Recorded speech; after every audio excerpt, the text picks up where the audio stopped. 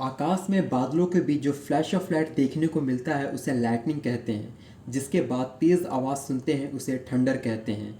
Lightning एक electric discharge है, यानी चार्ज का एक बॉडी से दूसरे बॉडी में जाना। यह इलेक्ट्रिक डिस्चार्ज दो अपोजिटली चार्ज क्लाउड्स के बीच में हो सकता है या चार्ज्ड क्लाउड और अर्थ के बीच में। बादल जब भारी और काला हो जाए, जो कि वाटर ड्रॉपलेट्स की प्रेजेंस से होता है, तो उसे स्टॉर्म क्लाउड कहते हैं।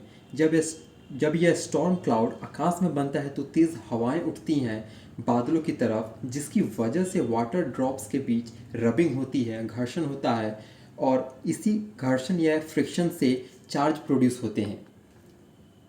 छोटे वाटर ड्रॉप्स पॉजिटिव चार्ज को एक्वायर करते हैं और हल्के होने की वजह से तेज़ और ऊपर उठती हवाएं बादल के ऊपरी भाग में उन्हें पहुंचा देती हैं। Large water drops negative charge को एक्वायर करते हैं और भारी होने की वजह से बादल के निचले भाग में आ जाते हैं। इस प्रकार बादल का ऊपरी हिस्सा पॉजिटिवली चार्ज और निचला हिस्सा नेगेटिवली चार्ज।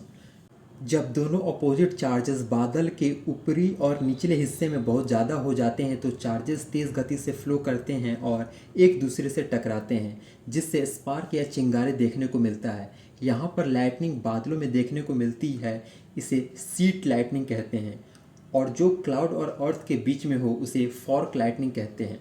अब इसे समझते हैं। बादल के निचले हिस्से में नेगेटिव चार्ज है जो धरती पर पॉजिटिव चार्ज को इंड्यूस करता है, यानी कि पॉजिटिव और नेगेटिव चार्ज एक दूसरे को आकर्षित करते हैं, और बादलों के नेगेटिव चार्ज के इन्फ्लुएंस से धरती पर जो ऊंची ऊंची चीज़ें हैं जैसे पेड़, इमारतें आदि, उनके ऊपरी हिस्से पर आकर्षण की वजह से पॉजिटिव चार्ज इकट्ठा हो जाता है। जब बादलों पर नेगेटिव चार्ज बहुत ज़्यादा हो जाए तो यही नेगेटिव चार्जेस एकदम से तेज़ी के साथ धरती पर या पेड़ों पर या इमारतों पर गिरती हैं।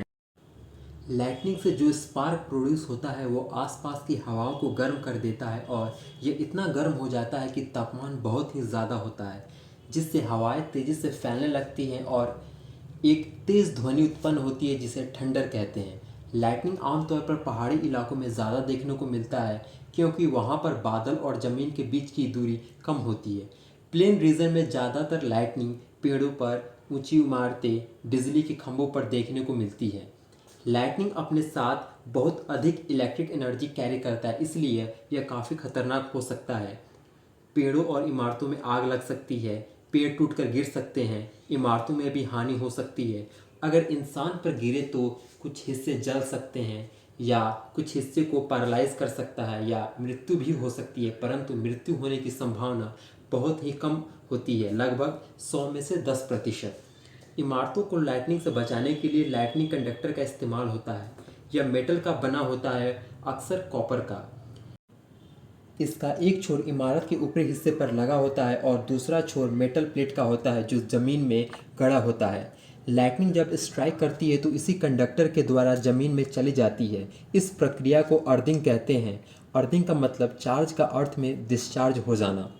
लाइटनिंग से बचने के तरीके: पहला, खुली जगह में ना रहें, घर या इमारत में आसरा लें। अगर आप खुली जगह में हैं और कोई आसरा नहीं है तो पेड़ के नीचे ना रुकें, और खुली जगह में है तो स्क्वैट पोजीशन में हो जाएं। आसान शब्दों में कहें तो पैरों पे बैठकर अपने आप को जितना छोटा बना सकते हैं बना लें। तीसरा, छातों का प्रयोग ना करें। चौथा, टीवी या डिश एंटीना है तो टीवी का प्रयोग ना करें। पांचवा, बिजली और टेलीफोन के खंभे से दूर रहें और ट्रांसफार्मर से भी दूर रहें।